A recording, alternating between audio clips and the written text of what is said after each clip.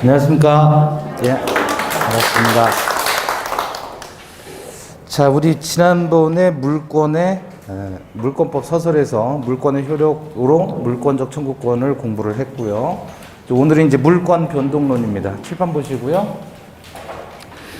물권 변동은 크게 부동산에 관한 물권 변동하고 그 다음에 동산에 관한 물권 변동 이렇게 나누죠. 이게 물권 변동이 뭐죠?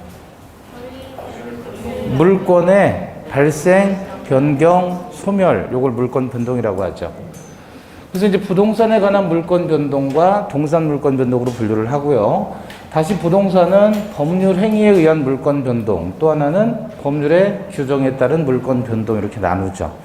그래서 법률 행위에 따른 물권 변동은 186조, 법률 규정에 따른 경우는 187조 이렇게 나누게 되고, 그래서 186조에 따르면 그 동산 물권 변동도 마찬가지예요. 법률 행위와 법률의 규정으로 나눌 수 있다. 다만 우리는 부동산 쪽으로 중심으로 봐야 되겠죠.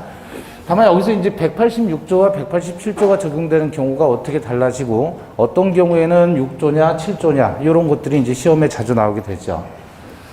법률 행위에 따른 물권 변동은 뭐 해야 되는 거예요? 등기해야 된다. 그러나 법률 규정에 따른 물권 변동은 등기를 요하지 아니한다 그랬죠. 자, 갑과 을 사이에 매매 계약을 체결한다라고 가정했을 때 당사자들 간에 등기를 하라는 것은 결국 뭐 하라는 거예요? 예, 물권 변동을 공시해야 된다 그거죠. 그걸 공시의 원칙이라고 하죠. 공시의 원칙이란 법률 행위에 관한 부동산 물권의 득실 변경은 등기해야 된다라는 원칙을 뭐라 그래요? 공시의 원칙 그래요. 공시의 원칙. 공시의 원칙 그러면 이 공시의 원칙은 다시 두 가지로 나누어서 의사주의와 형식주의로 분류를 하죠. 의사주의는 당사자 간에 합의만 있으면 소유권은 매수인에게 이전이 됩니다. 그러나 제3자에 대한 관계에서는 뭐를 해야 되죠? 등기해야 권리를 주장할 수 있어요. 소유권을 주장할 수 있다. 그래서 이 등기는 제3자에 대한 대항 요건이다라고 표현을 하죠.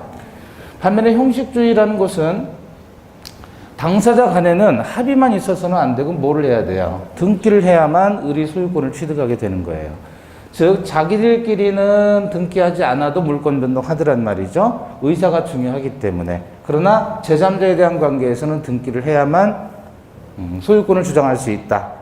이렇게 당사자 간의 물권 변동의 시점과 제3자에 대한 물권 변동의 시점이 다르게 되는 게 의사주의라면 형식주의는 말 그대로 형식이 중요한 거예요. 그래서 등기라는 형식이 중요하기 때문에 당사자 간이든 제3자에 대한 관계에서든 상관없이 등기했을 때 물권이 변동한다. 그래서 우리 민법은 어떤 주의를 취하고 있다 그랬어요? 형식주의를 취하고 있다 그랬죠. 그래서 그게 바로 186조 법률 행위에 따른 부동산 물권의 득실 변경은 뭐 해야 된다? 등기해야 된다 그랬잖아요. 이게 바로 형식주의를 이야기하고 있다. 반면에 법률 규정에 따른 물권 변동은 뭐 해야 되는 거예요? 등기 안 해도 된다 그랬잖아요. 그럼 그런 사유가 어떤 거였죠? 사유, 상속, 공용징수, 판결, 경매, 기타 법률의 규정에 따라서 물권을 취득할 때에는 등기를 요하지 않는다 그랬죠. 다만 처분하려면 등기해야 되는 것이죠. 그래서 187조 본문과 단서에 따라서 다만 처분할 때에는 뭐가 필요하다?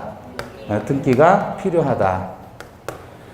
그러면 상속이다 그랬으면 언제 물권 변동하는 거예요? 피상속인이 사망했을 때. 공용징수는 수용협의 시점에, 물론 보상금의 지급을 정지 조건으로 합니다. 수용협의 시점. 판결은 어떤 판결? 예, 형성판결 그랬죠. 형성판결. 형성판결은 어떤 거라 그랬죠?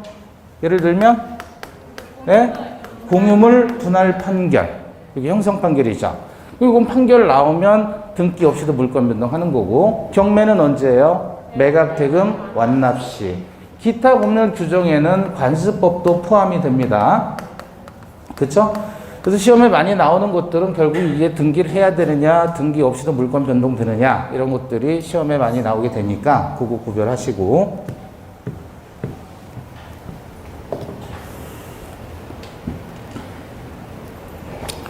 공시의 원칙을 기반으로 해서 공신의 원칙이라는 게 있죠. 지금 공신의 원칙은 뭐냐면 공시 방법을, 이거는 공시하라는 거예요. 물권 변동 공시하라는 게 공시 원칙이고, 공시 방법을 신뢰한 사람을 보호한다는 원칙을 뭐라 그래요? 공신의 원칙이다. 그래서 갑이 소유자인데요. 을이 무권리자로서 지금 등기를 한 거예요. 자기 이름으로. 그럼 어차피 이 등기는 무효잖아요. 그런데 그 무효인 등기를 믿고 병이 거래했을 때 얘가 소유권을 취득한다 그러면 공신의 원칙을 인정하는 것이다. 그 얘기예요. 그래서 공신의 원칙을 인정을 하게 되면 무권리자인 을이 처분했을 때 이 병이라는 사람이 소유권을 취득한다는 거예요? 못한다는 거예요? 공신의 원칙 인정하면 소유권을 취득하는 거죠. 따라서 이렇게 되면 갑은 보호되지 않고 소유권 상실하고 병이 소유권을 취득하게 되죠. 만약에 뒤집어서 공신의 원칙을 인정하지 않게 되면, 공신의 원칙을 인정하지 않게 되면, 그러면 갑은 보호되죠. 반면에 병은 보호되지 않는다. 결국 공신의 원칙을 인정하게 되면 누가 보호되는 거예요? 병이 보호된다 그거죠. 근데 우리 민법은 공신의 원칙을 인정합니까? 안 합니까? 안 한다 그랬죠. 등기의 공신력 자체를 인정하지 않으니까 위의 경우예요? 아래 경우예요? 아래 경우가 되는 거예요. 그래서 등기의 공신력이 인정되지 않는다 그랬고, 왜냐하면 등기관의 형식적 심사주의 때문에. 들어보신 얘기들이죠. 자, 법률 규정에 따른 물권 변동인데 등기 없이 물권 취득한다. 아까 어떤 경우라 그랬어요? 상속, 공용 징수, 판결, 경매, 기타 법률의 규정이에요. 다만 등기 없이 취득하지만 처분할 때는 등기를 해야 된다 그랬죠? 자, 먼저 상속입니다. 갑이 사망을 하는 거, 집을 가지고 있는데 갑이 사망을 한단 말이에요. 그러면 사망한 사람을 우리는 뭐라 그래요? 피상속인, 상속받는 사람을 상속인이라고 하죠. 자, 등기상으로 보면 지금 현재 갑이 소유자이었는데 피상속, 상속이 일어나야, 상속이 일어났단 말은 무슨 뜻이에요? 갑이 사망했다는 말이죠. 그럼 갑이 사망했다는 것을 우리는 상속이 개시됐다 이렇게 표현합니다. 상속이 개시됐어요. 피상속인이 사망하게 되면 바로 이 상속인이 해당 이 부동산의 소유권을 취득한다 못한다? 한다. 언제요? 피상속인 사망 시에 바로 이렇게 소유권을 취득하는 거예요. 등기를 해야 등기 없이. 등기 없이. 그래서 갑이 사망 시 을이 소유자가 된다는 게 바로 187조 본문이다. 그러나 을이 만약에 다른 사람에게 처분하고자 한다 그러면은 등기를 해야 되는 거죠. 처분하기 위해서는 등기해야 된다. 누구 이름으로? 을의 이름으로 등기해야 된다. 그래서 매매를 해가지고 병에게 소유권을 이전하려면 이때는 어떻게 해야 돼요? 을이 병에게 처분하려면 등기를 하라는 말이에요. 어떻게 하라는 말이에요? 이렇게. 그래서 4번에서 소유권 이전을 해야만, 그래야만 을은 병에게 처분할 수가 있다는 거예요. 요게 187조 단서다. 그럼 병이라는 사람이 을로부터 취득해서 소유권을 취득하려고 한다면 이때는 186조가 적용돼야 되겠죠. 따라서 병이 을로부터 소유권을 취득하려면 등기를 해야 되는 것은 이렇게 소유권 이전 병라고 해야만 등기를 할 수 있죠. 소유권을 취득할 수 있는 게 186조의 적용이다. 한 번 더 봐요. 공용징수예요. 자, 갑이 피수용자고 그 다음에 을이 수용하는 사람이에요. 이 갑의 재산을 수용합니다. 그럼 지금 현재 소유자가 이제 갑으로 되어 있단 말이에요. 3번 갑에서. 수용이 됐다. 수용이 결정이 나게 되면 수용 협의 시에 바로 물권이 변동한다 이거죠. 예? 그래서 수용 협의 시에 을이 소유권자가 된다. 등기해야 등기 없이, 등기 없이. 요게 187조 본문이에요. 그 다음에 을이 다시 그 부동산을 병에게 처분하고자 한다 그러면 이때는 등기하라는 말이죠. 187조 단서에서 누구에게? 을에게 소유권 이전 등기를 해야만, 그래야만 처분할 수가 있다. 이게 187조 단서. 병이 부동산을 취득하려면 이때는 뭐 해야 되는 거예요? 이건 왜냐하면 법률행위에 따른 물권 변동이니까 등기해야 되는 거죠. 186조에 따라서. 이해되시나요? 자, 그 다음에 판결은 어떤 판결이라고 그랬어요? 형성 판결. 이때는 판결 확정 시 물권 변동하고 등기 없이. 경매는 언제? 매각, 대금, 완납 시. 기타 법률의 규정에 따라서 소유권을 취득할 때, 물권을 취득할 때도 역시 등기를 요하지 않는다. 예를 들어서 신축 건물의 소유권 취득을 한번 봅니다. 그럼 갑이 건물을 신축했어요. 신축했으면 이때는 등기해야 등기 없이. 등기 없이. 이거는 관습법에 따른 물권 취득이란 말이에요. 그래서 187조 본문에 따라서 등기 없이. 무슨 등기 없이? 소유권 보존 등기 없이도 신축하면 갑이 건물 소유자가 되는 겁니다. 소유권 취득했어요. 다만 을에게 처분하려면 뭐 해야 되는 거예요? 이때는 등기해야 되는 거예요. 그래서 갑이 을에게 처분하려면 이렇게 보존 등기가 들어가야지만 처분할 수 있다. 이게 187조 단서. 그다음 만약에 을이 병에게 처분한다. 을이 갑으로부터 소유권을 취득한다. 지금 갑이 을에게 처분하려면 등기해야 되는 거죠? 근데 을이 갑으로부터 소유권을 취득하려면 어떻게 해야 돼요? 등기해야 되죠. 이렇게 이전 등기를 해야만 소유권을 취득한다. 이건 186조가 적용되는 사례다. 아시겠죠? 자, 문제 한번 보시죠. 67페이지. 등기 없이 물권 변동이 일어나는 경우가 아닌 것 골라라 그랬죠. 등기 없이예요. 단독 건물을 완공했는데 소유권 보존 등기를 하지 않았어요. 등기해야 등기 없이. 등기 없이 소유권 취득하죠? 신축 건물의 소유권 취득은 등기를 요하지 않는단 말이에요. 2번. 부동산의 소유자가 사망해서 부동산이 상속됐어요. 등기 없이. 3번. 민사집행법에 따른 경매에서 부동산 매수하고 매각대금을 납납하면 등기 역시 없이. 4번. 채무담보로 자신의 토지의 도장권을 설정해준 채무자가 채무를 모두 변제했어요. 등기해야 등기 없이. 역시 등기 없이. 피담보 채무가 소멸하면 담보물권은 당연히 소멸하는 거잖아요. 부정성 때문에. 5번. 잔금을 지급한 부동산 매수인이 매도인을 상대로 매매를 원인으로 한 소유권 이전 등기 청구 소송을 제기해서 승소의 확정 판결을 받았다. 등기해야 등기 없이. 이건 무슨 판결이에요? 이행 판결이에요? 이행 판결인 거를 뭘 보고 알았어요? 예? 이행 판결이다라고 했을 때는 여기 이행은 뭐가 생략된 거예요? 예? 권리는 행사하고 의무는 이행한다 그랬죠? 그러면 의무를 이행하라고 판결을 받은 거잖아요. 그래서 의무를 이행하라. 그럼 그 의무는 왜 생겼냐면 법률 행위에 의해서 권리와 의무가 발생했잖아요. 따라서 궁극적으로 이것은 법률 행위에 따른 물권 변동이니까 186조가 적용돼야 돼요. 그러니까 등기를 요하는 겁니다. 따라서 이 판결은 형성 판결이 아니에요. 그래서 여기서 이 소유권 이전 등기 청구 소송을 제기해서 확정됐다 라고 하면 확정 때문에 등기해야 된다 그러면 안 돼요. 이거 확정이라는 말은 이미 그걸로 끝난 거예요. 결정이 된 거고 청구를 했다는 말이에요. 등기 의무에 대해서 이행을 뭐 한다는 거예요? 청구한다. 그러니까 얘는 이행을 청구하는 것이니까 얘는 무슨 판결? 이행 판결이다 이렇게 얘기를 하는 거죠. 그래서 만약에 형성 판결이라고 쓰여 있거나 아니면 공유물 분할 판결이 나온다라고 하면 그때는 등기 없이 나머지 모든 판결은 다 등기해야 된다 이렇게 이해하시면 돼요. 아시겠죠? 요번 모의고사 보니까 전체 성적이 많이 올랐더만요. 민법 평균이 50점이 넘어갔어요. 아주 긍정적인 거예요. 그죠? 네. 이런 건 쉽잖아요. 그죠? 네. 이제 점점 쉬워질 거예요. 또 보시죠. 자, 68페이지 1번입니다. 등기를 해야 비로소 물권 변동의 효력이 발생하는 경우를 골라라 그랬죠. 등기해야 되는 것이에요. 기억 보시면 기간 만료에 따른 지상권의 소멸은 등기해야 없이. 그죠? 당연 소멸이에요. 당연 소멸. 니은 20년간 점유함으로써 시효가 완성됐으면 등기해야 등기 없이. 등기해야 되는 거죠. 이거는 245조 1항 자체에서 시효 취득은 등기를 요한다. 점주득 시효는. 이거 변동에 따른 물권의 소멸은 등기 없이 당연 소멸. 리을 매매 계약이 취소된 경우에 소유권이 복귀돼요.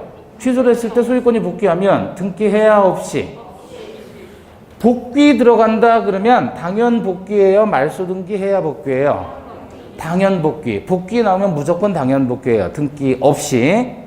예? 당연 복귀. 이걸 뭐라 그러죠? 판례에 유인론이라고 하는 거죠. 유인론. 우리 해제에서 해제의 의사표시를 하게 되면 그러면 말소 등기 없이도 당연히 소유자에게 복귀한다라고 하잖아요. 당연 복귀. 유인론 등기 없이. 미음 공유물 분할의 소송 절차에서 현물 분할의 협의에 의해 조정이 성립된 경우. 자, 공유물 분할이 나왔는데요. 공유물 분할 청구 소송에서 판결이 확정되면 형성 판결인데 분할 소송 절차에서 어떻게 했어요? 협의에 의해서 조정이 성립이 됐단 말이에요. 협의. 그럼 이건 법률 행위로 인해서 물권 변동하는 거예요? 법률의 규정에 따른 물권 변동이에요? 법률 행위잖아요. 협의가 법률 행위를 했다는 얘기잖아요. 의사표시를 했다는 얘기니까 이거는 등기해야 등기 없이? 등기해야. 등기해야. 공유물 분할인데 왜요? 그게 아니라 공유물 분할 청구 소송에서 공유물 분할 청구 소송에서 공유물 분할 청구 소송을 했단 말이에요. 그러면 여기서 공유물 분할의 판결이 떨어지잖아요. 예? 그럼 요거는 무슨 판결이에요, 이건? 이건 형성 판결이란 말이에요. 근데 판결 떨어지기 전에 뭐 했어요? 다시 당사자 간에 어떻게 해요? 협의에 의해서 조정을 했다는 얘기잖아요. 협의가 되면 협의에 따라가고 협의가 안 됐으면 그때 판결로 가는 거예요. 이해되시나요? 네. 협의가 안 됐을 때 판결로 넘어가는 거예요. 근데 여기는 협의, 조정에 의해서 협의가 됐죠? 그럼 판결로 넘어가는 거예요? 안 넘어가는 거예요? 안 넘어간단 말이에요. 이런 경우는 협의에 의해서 물권 변동하는 것이니까 등기해야 되는 거예요. 법률 행위에 따른 물권 변동. 만약에 요게 빠지고 공유물 분할 청구 소송에서 판결이 확정됐다. 이렇게만 나왔다 그러면 여기 형성 판결인 거예요. 아시겠죠? 그 중간에 뭐가 들어갔어요? 협의가 들어갔기 때문에. 무슨 말씀인지 아시겠죠?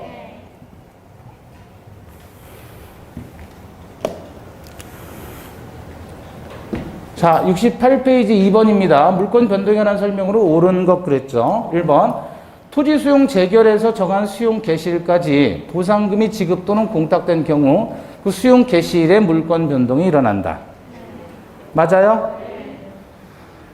물권 변동이 발생하는 것은 등기를 해야 등기 없이? 등기 없이 물권 변동한단 말이에요. 왜? 수용이니까. 수용은 공용 징수를 얘기하는 거죠. 따라서 수용 개시일에 물권 변동이 일어납니다. 다만 보상금의 지급을 정지 조건으로 해서 물권 변동이 발생한다. 그걸 기억하시고요. 2번 건물 신축한 자는 보존 등기를 한 때 건물의 소유권을 취득한다. 그래요? 신축 건물의 소유권 취득은 등기 없이잖아요. 그러니까 건물 완성하면 바로 소유권 취득합니다. 그래서 보존 등기를 한 때라고 하면 틀린 거죠. 3번 법원에 의한 부동산 경매에서 매각 허가 결정 시에 물권 변동이 일어난다. 그래요? 매각 허가 결정 시에 물권 변동되는 게 아니라 매각대금 완납시죠. 매각대금 완납시. 허가 결정 시가 아니라. 4번 갑이 신축한 건물을 을이 양수해서 을 앞으로 보존 등기를 했을 때 을은 건물의 소유권을 취득하지 못한다. 자, 갑이 신축했는데 을이 샀어요. 근데 을 앞으로 보존 등기를 했죠? 이런 등기를 뭐라고 하죠? 모두 생략 등기라고 해요. 모두 생략 등기. 모두라는 건 오를 얘기하는 거죠? 죄다. 그런 뜻이 아니에요. 네. 머리 두 자예요. 최초 보존 등기가 생략된 거예요. 왜 예를 들어서 갑이 건물을 지었으면 얘가 지은 시점에 소유자가 되는 것이고 얘가 처분하려면 181조 단서에 따라서 갑명의로 뭐 해야 돼요? 보존 등기를 해야 되죠. 그리고 을이 소유자가 되려면 186조에 따라서 이전 등기를 해야 그래야 소유권을 취득하는데 그럼 보존 등기하고 다시 이전 등기를 하느니 차라리 을의 명의로 그냥 보존 등기를 해버리는 거예요. 보존 등기를. 그럼 최초 갑명의 보존 등기가 생략됐잖아요. 그게 모두라는 얘기예요. 머리 두 자. 자, 요건 일종의 중간 생략 등기 형태로서 유효하다. 그래서 을은 소유권을 취득하지 못한다. 그러면 OX, X 취득합니다. 5번 부동산 매매를 원인으로 하는 소유권 이전 등기 청구 소송에서 매수인이 승소 판결이 확정된 때 매수인은 소유권을 취득한다. 맞아요? 자, 여기서 이 판결은 어떤 판결이에요? 이행 판결이에요? 형성 판결이에요? 네? 이행 판결이란 말이에요. 이행 판결.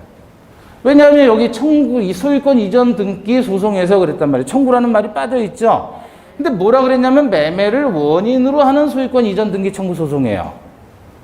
그럼 매매를 원인으로 했으니까 법률 행위에 따른 물권 변동인 거죠. 따라서 이건 이행 판결이다. 그래서 승소 판결이 확정된 때 소유권을 취득하는 게 아니고 등기해야 소유권을 취득하죠. 자, 69페이지 3번입니다. 옳은 것 1번. 공유물 분할 청구 소송에서 현물 분할의 협의가 성립해서 조정이 된 때 공유자들이 소유권을 취득하는 경우에는 등기를 요하지 아니한다. 공유물 분할 청구 소송인데 뭐라 그랬죠? 여기가 협의가 성립했다 그랬죠. 협의가 안 되면 그때는 공유물 분할 판결이 형성 판결이 되는데 협의가 성립했으니까 결국은 이건 이행 판결이 되는 거예요. 협의를 통해서 의무가 발생했잖아요. 법률행위에 따른 물권 변동입니다. 따라서 1번 맞아요? 틀려요? 틀렸습니다. 등기를 해야 됩니다. 2번 해제 조건도 법률행위에 기해 소유권 이전 등기가 격려되었더라도 그 조건이 성취되면 소유권은 등기 없이 당연히 원래의 소유자에게 복귀한다. 맞아요? 당연, 이렇게 복귀 들어가면 당연 복귀, 말소 등기 해야 복귀. 다 당연 복귀예요. 자, 여기 다시 봐봐요. 갑이 을과 매매 계약을 했고 그로 인해서 소유권 이전을 했단 말이야. 얘는 채권행위, 부담행위, 얘는 물권행위, 처분행위란 말이에요. 그죠? 이게 원인이 되어서 소유권 이전이라는 결과가 발생한 거예요. 원인이 실효됐다. 어떻게 해요? 취소가 됐거나 해제가 됐거나 해제 조건의 성취가 있었거나 합의로 해제를 했거나 다 원인행위가 뭐예요? 실효되는 상태다. 매매 계약이 취소되거나 해제되거나 해제 조건이 성취되거나 합의로 해제가 됐단 말이에요. 그럼 어쨌든 원인행위는 실효된 거죠. 그러면 이 소유권 이전이라는 이 물권행위는 어떻게 되느냐? 당연히 어떻게 돼요? 실효되는 거예요. 그래서 매매를 원인으로 소유권이 이전됐다가 매매 계약이 취소됐다, 해제됐다, 해제 조건이 성취됐다, 합의 해제가 됐다 그러면 을에게 넘어간 소유권은 말소 등기하지 않고도 당연히 갑에게 복귀한다. 이걸 당연 복귀라고 하는 거예요. 판례 무슨 논? 유인론이라고 하는 거지. 그래서 등기해야 등기 없이. 자, 우리는 복귀 나왔다 그러면 당연히 복귀라는 거예요. 당연 복귀. 3번 미등기 건물의 매수인은 건물의 불법 점유자에 대해서 직접 자신의 소유권에 기한 명도를 청구할 수 있다. 그래요? 미등기 건물을 매수한 사람은 건물의 소유자이다. 아니다? 미등기 건물을 매수한 사람은 건물의 소유자이에요? 아니에요? 아니죠. 매수인이 그 건물의 소유권을 취득하려면 어떻게 해야 되는 거죠? 등기해야 되는 거예요. 소유권 이전 등기를 해야. 그런데 지금 등기 안 돼 있는 건물을 매수했기 때문에 대금을 다 지급했을지라도 얘는 법적 소유자가 아니고 소유자가 아니니까 당연히 불법 점유자에 대해서 소유권에 기인한 명도 청구할 수 없지요. 명도 청구 안 됩니다. 소유자가 아니기 때문에. 4번 일동의 건물 중 구분된 건물 부분이 구조상 이용상의 독립성을 갖추어 완성되어 구분 건물로 등기하면 구분 소유가 성립한다. 맞아요? 틀려요? 말려요? 뭘 말려요, 말리게? 틀렸죠? 어디가 틀렸어요? 등기하면 구분 건물로 등기해야만 구분 소유권이 성립하는 게 아니라 그랬죠? 그럼 구분 소유권이 성립하는 시점은 언제다? 예? 구분 소유의 의사가 객관적으로 표시가 되면 구분 행위를 인정할 수 있다. 그죠? 예를 들어 어떤 경우 건축 허가 신청과 같이 분양계약 등과 같이 구분 소유의 의사가 객관적으로 표시가 되면 구분 소유를 구분 행위를 인정할 수 있다 그랬습니다. 판례가. 따라서 등기해야만 구분 소유가 성립한다 그러면 틀린 것이죠. 그죠? 예. 5번 합유 지분 포기에 따른 물권 변동의 효력은 등기 없이도 발생한다. 합유 지분 포기에 따라서 물권이 변동하려면 등기해야 등기 없이. 자, 여러분 포기는 법률행위 이해야 아니에요? 예? 법률행위예요?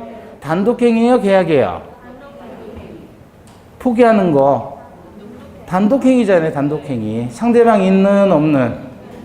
상대방이 있는. 그죠? 법률행위에 따른 물권 변동의 효력은 당연히 등기를 요한다. 그죠? 등기 없이도 발생한다. 그래서 틀렸죠. 자, 그 다음에 부동산 등기입니다. 문제 다 봤고, 칠판 또 보세요. 요게 뭐죠, 요게? 예? 미러. 거울. 여기 사람이 보이죠? 예. 요 사람이 거울에 그대로 비치는 모습이에요. 그죠? 그럼 이 사람을 우리는 뭐라고 하냐면 실체관계다 이렇게 얘기를 하고, 실제 존재하는 관계, 실체관계. 이런 실체관계를 거울이 그대로 반영했을 때 이 거울은 효력이 있다라고 표현하는 겁니다. 즉 실체관계와 거울을 우리는 등기로 바꿔주세요.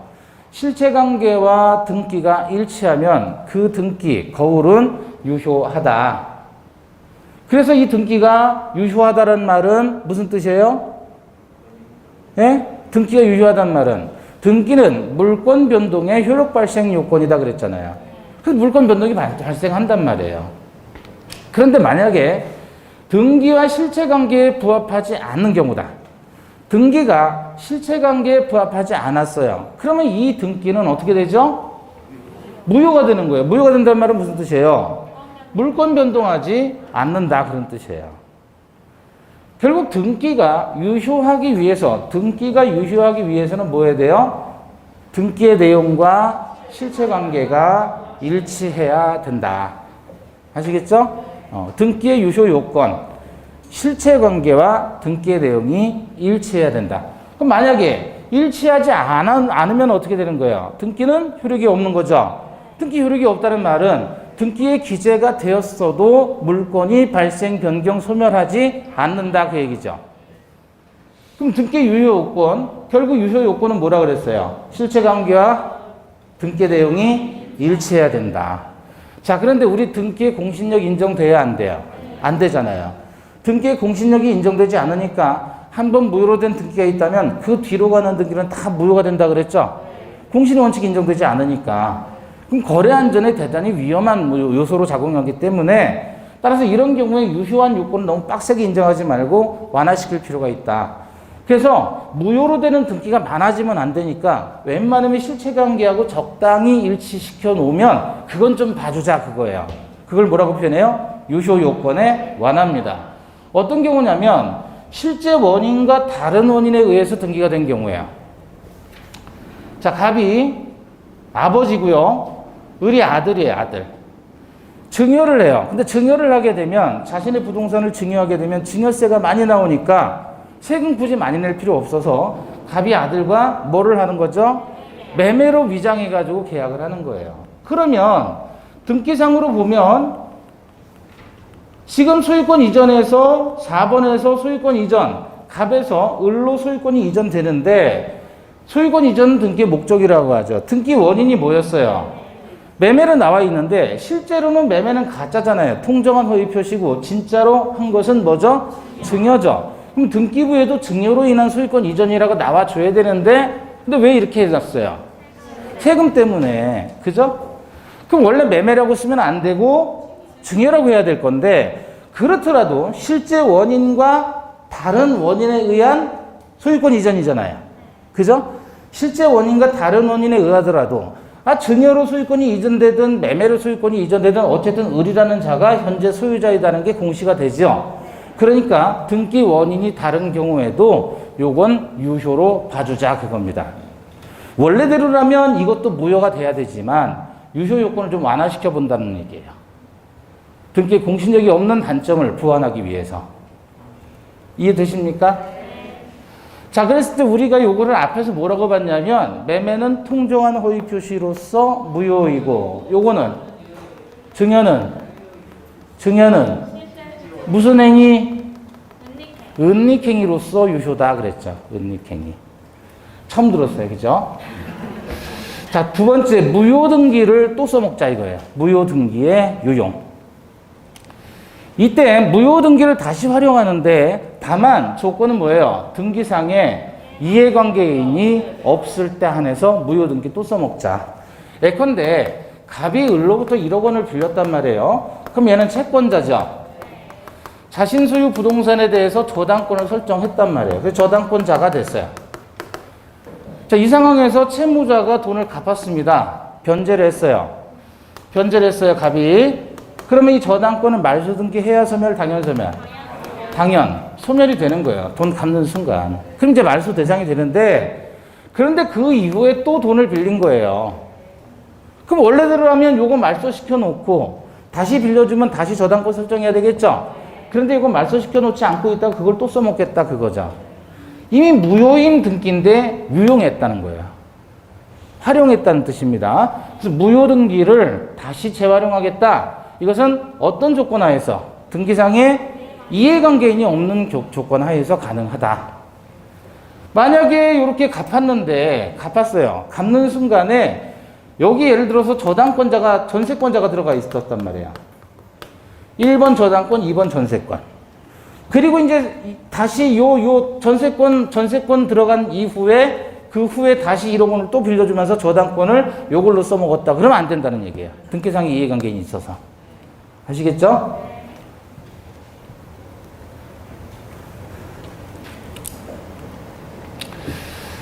그런데 무효등기를 유용하는데 이렇게 등기상의 이해관계인이 없으면 유용해도 된다 그랬지만 표제부는 절대로 유용을 허용하지 않습니다. 표제부의 등기만큼은. 왜 그러냐면 중복 등기가 발생될 우려가 있기 때문에 그래요. 그래서 표제 등기 유용은 무조건 안 됩니다. 중복 등기에 이번에 중복 등기 또는 이중 보존 등기라고 하죠.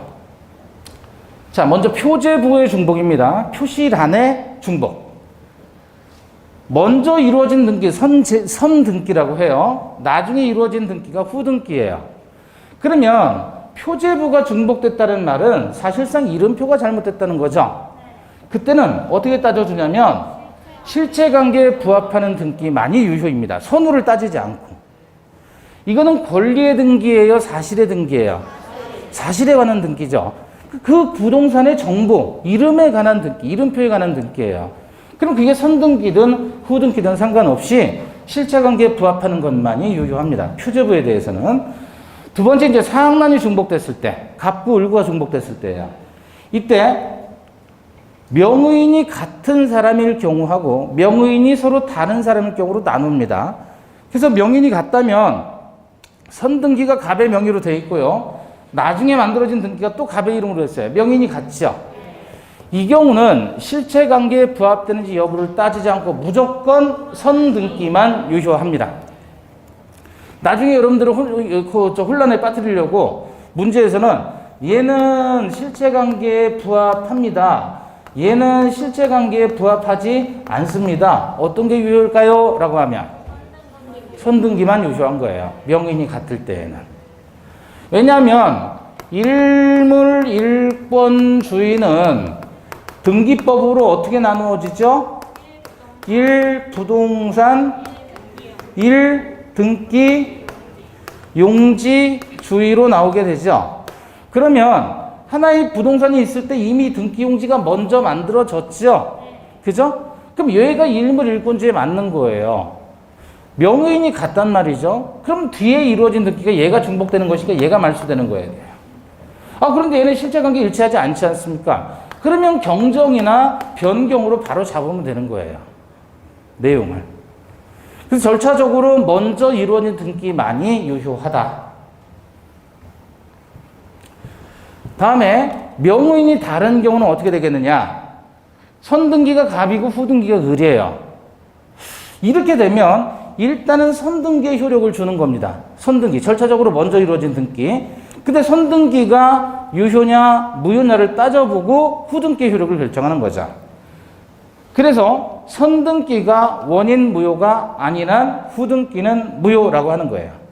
즉 선등기가 원인 무효가 아닌 한 그랬죠. 선등기가 유효라면 후등기는 무효가 되는 거고 선등기가 무효라면 후등기는 유효가 되는 것이에요. 질문할게요. 등기 명의인을 달리하여 중복 보존 등기가 경고됐을 때 후등기가 무효라면 선등기는 유효이다. 후등기가 무효라면 선등기는 유효이다. OX. 예? 후등기가 무효라면 선등기는 유효이다. 써놓은 데를 읽은 거 아니에요? 틀렸어요. 어디가? 방향이 다르잖아요. 얘가 기준이라고 그랬죠. 기준. 선등기가 그래서 선등기가 기준이 되어서 무효이냐 유효냐를 따져주고 후등기 효력을 결정하는 것이지, 후등기가 무효라면 해서 후등기 먼저 효력을 결정하는 게 아니라는 거죠. 이해되셨어요? 예. 이거 지금 왜 얘기하는 거예요? 중복등기나 무효등기 유형 왜 얘기하는 거예요? 이 얘기가 왜 나온 거예요, 지금 이 얘기가? 유효 요건의 완화란 말이에요. 등기의 유효 요건은 실체 관계와 등기 내용이 일치해야 된다 그랬잖아요. 근데 너무 빡빡하게 인정하게 되면 그럼 무효로 되는 등기가 너무 많아지니까 그거를 좀 완화시키자. 그래서 이런 것들은 좀 봐주자 그런 얘기입니다. 자, 문제 보시죠. 270페이지, 그냥 70페이지인가요? 네, 70페이지 1번. 자, 물권 변동에 관한 설명으로 틀린 것 그랬습니다. 1번. 갑이 그 소유를 토지를 을에게 증여하면서 매매를 한 것처럼 꾸며 소유권 이전 등기를 해줬다. 이거 방금 전에 봤던 거잖아요. 뭐였어요, 이게? 예? 은닉행위. 그러면 을은 토지의 소유권을 취득한다. 맞아요? 증여로, 매매로? 증여로. 2번. 갑 소유의 X토지에 대한 등기부가 멸실된 경우, 등기부가 멸실됐대요. 갑이 회복기간 내에 멸실회복 등기를 하지 않으면 갑은 X토지에 대한 소유권을 상실한다. 등기부가 멸실됐다 그랬죠? 이때는 무슨 등기를 해야 돼요? 네? 멸실회복 등기를 해야 되잖아요. 그죠? 근데 멸실회복 등기를 기간 내에 하지 않으면 갑은 그 소유권을 상실하나요? 아니죠. 왜냐하면 등기는 뭐라 그랬죠? 물권 변동의 효력 발생 요건일 뿐 뭐는 아니다. 존속 요건은 아니다. 등기가 없어지더라도 권리가 소멸하는 것은 아니란 말이죠. 소유권 상실하지 않습니다. 3번. 갑이 자기 소유 건물을 을에게 매도해서 소유권 이전 등기를 해준 뒤 관계 서류를 위조해서 을의 등기를 말소하면 말소 등기에 회복 등기가 없어도 을은 소유권을 상실하지 않는다. 등기를 말소했어요. 말소했으면 을이 이미 취득한 그 소유권 상실하나요? 예? 등기 말소하면, 그리고 여러분 호적에서 여러분 출생신고를 말소시켜버렸어요. 그러면 출생한 그 사람은 없어지는 거예요? 아니잖아요. 등기는 뭐라 그랬죠? 물권 변동의 효력 발생 요건일 뿐 뭐는 아니다. 존속 요건은 아니니까 설령 등기가 말소되더라도 권리 자체가 소멸하는 것은 아니다. 자, 그 다음에 3번, 4번이죠. 갑으로부터 토지를 매수한 을이 갑 명의로 된 유효한 보존 등기에 기초해서 소유권 이전 등기를 하지 않고 새로 등기부를 개설해서 을 명의로 보존 등기를 했다면 을은 소유권을 취득하지 못한다. 맞아요? 갑으로부터 토지를 매수한 을이 갑 명의로 된 유효한 보존 등기에 기초해서 소유권 이전 등기를 해야 되겠죠? 그런데 을이 새로 등기부를 개설했죠? 그죠? 그럼 뭐 된 거죠, 지금 이거? 아니죠. 모두 생략이 아니라 이건 뭐예요? 중복등기잖아요, 중복등기. 중복등기를 어떻게 따진다 그랬어요? 명인이 같으냐, 다르냐. 명이 같다면 선등기만, 명이 다르다면 선등기가 원인 무효가 아닌 한 후등기는 무효 그랬잖아요. 그죠? 그러니까 중복보존 등기고 중복등기인데 지금 명의인이 같아요, 달라요? 다르잖아요. 선등기가 원인 무효 이해요, 아니에요? 선등기가 원인 무효 이해요, 아니에요? 선등기가 유효 무효? 유효인 등기잖아요. 그럼 후등기가 중복됐잖아요. 후등기가 중복됐으니까 후등기가 무효죠? 후등기 무효니까 당연히 을은 소유권을 새로 취득하지 못하는 거예요. 선등기로 가야죠. 방금 전에 봤잖아요. 중복 보존 등기는 명인이 같을 때 다를 때 어떻게 한다? 선등기가 원인 무효가 아닌 한 후등기는 무효잖아요. 그러면 지금 선등기는 간명의의 보존 등기로부터 간명의로 이전 등기를 받아야 되는 거죠? 그죠? 그럼 간명의 이 등기는 유효한 거잖아요. 무효 없잖아요. 그럼 후등기가 무효가 되는 거예요. 새로 만들었다면. 자, 5번. 신축 건물의 보존 등기를 건물 완성 전에 했다면 그 건물이 완성된 경우라도 그 등기를 무효라고 볼 수는 없다. 맞아요? 언제 하든지 상관없이 신축 건물의 소유권 취득은 원시 취득이니까 다만 등기가 앞이냐 뒤냐는 중요하지 않다는 거죠. 다시 이번엔 중간 생략 등기를 보겠습니다. 중간 생략 등기. 얘도 등기 원인의 유효 요건이 완화되는 형태가 중간 생략 등기예요. 자, 갑이 부동산을 가지고 있고 을과 매매를 했는데 등기는 을이 병에게 이렇게 넘겨주는 거예요. 그러니까 가운데로 소유권이 이전되는 게 생략된 거죠. 그림으로 보면 지금 갑에서 을로, 을에서 병으로 소유권이 이전돼야 되는데 이렇게 돼야 되는데 갑이 을에게 팔고 을이 병에게 팔았으면 각각의 등기가 다 들어가야 되는데 이렇게 되면 가운데 있는 이 사람이 얘한테 취득하면 취득세, 양도하면 양도세를 낸단 말이죠. 그러니까 그 세금을 포탈하기 위해서 어떻게 해요? 갑에서 직접 병으로 소유권 이전하는 것처럼 요거를 하지 않는단 말이에요. 바로 직접 넘어가는 것처럼 등기를 했다. 그래서 이걸 뭐라고 표현해요? 중간이 생략되어진 등기 또는 얘가 등기 해놓고 팔아먹었어요? 등기 안 해놓고 팔아먹었어요? 안 하고 팔았으니까 얘를 미등기 전매다 이렇게 표현하죠. 자, 그럼 원칙 미등기 전매 행위는 부동산 등기 특별조치법에서 금지하고 있습니다. 금지하고 있어요. 따라서 이것은 강행규정 위반이에요? 임의규정 위반이에요? 강행규정 위반이에요. 그렇지만 이러한 사례가 너무나 많다 보니까 이거를 효력규정으로 이해하지 않고 판례는 뭘로 본다? 단속규정으로 본다.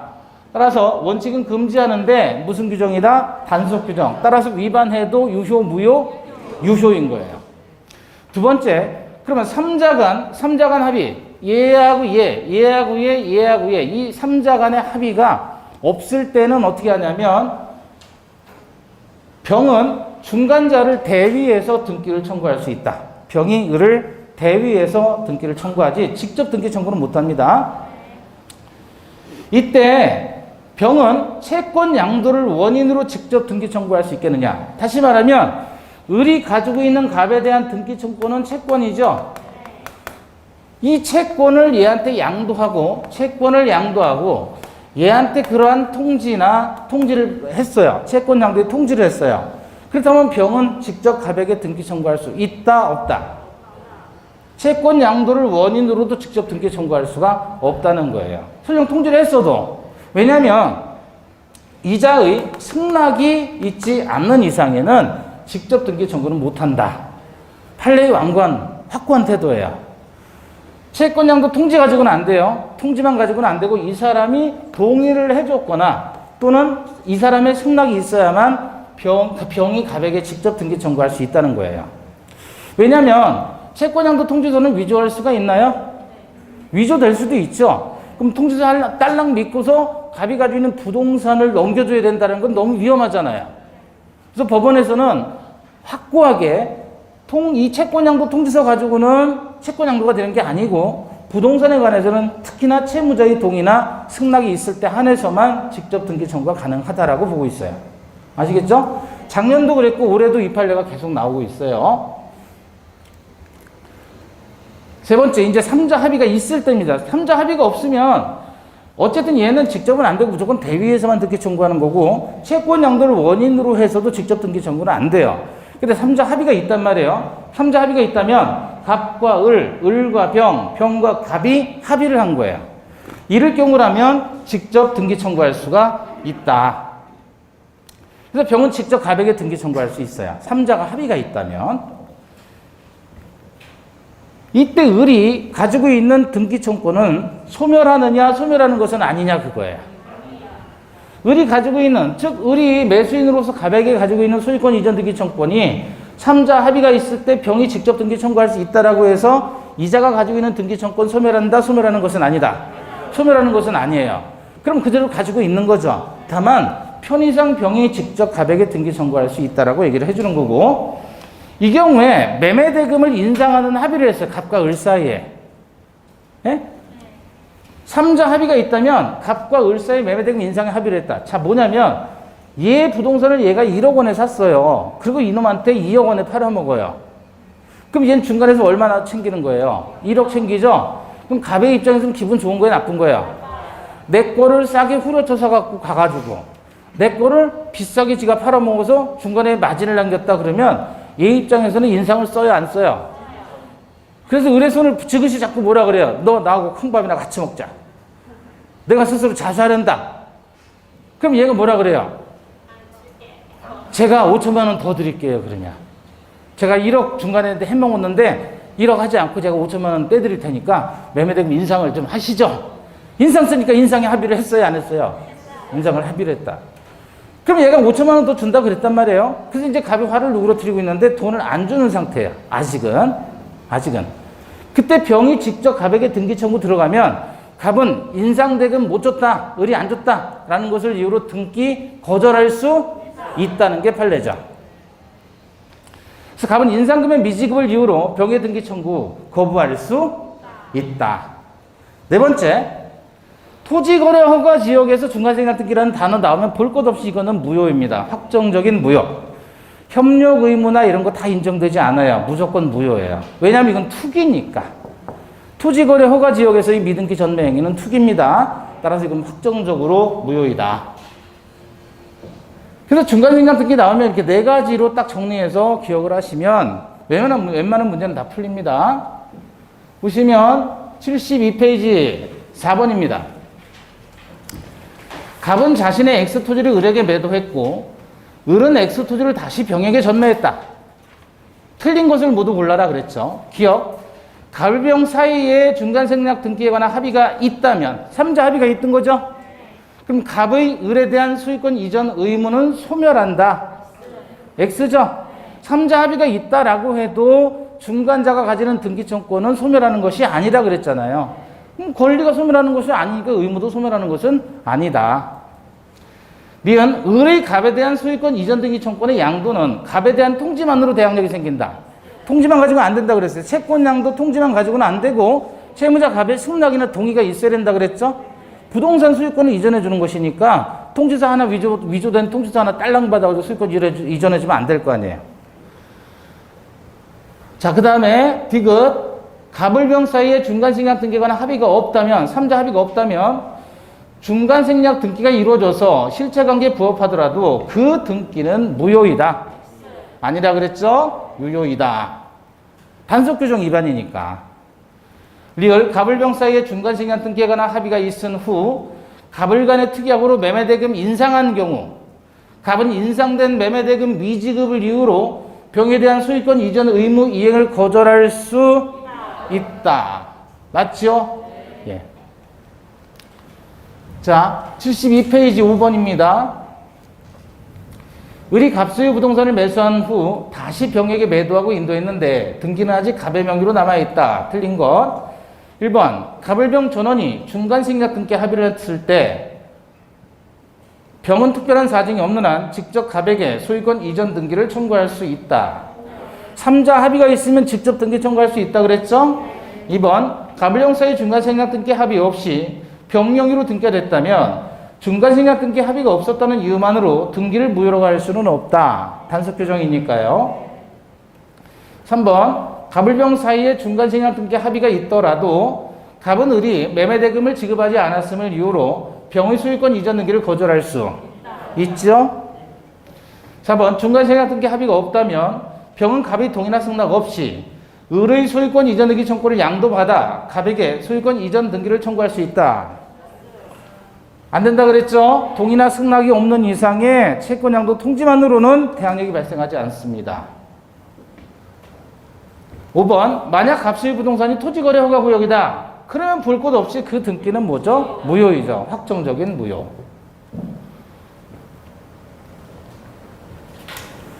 자, 잠시 쉬었다가 등기 청구권을 보겠습니다.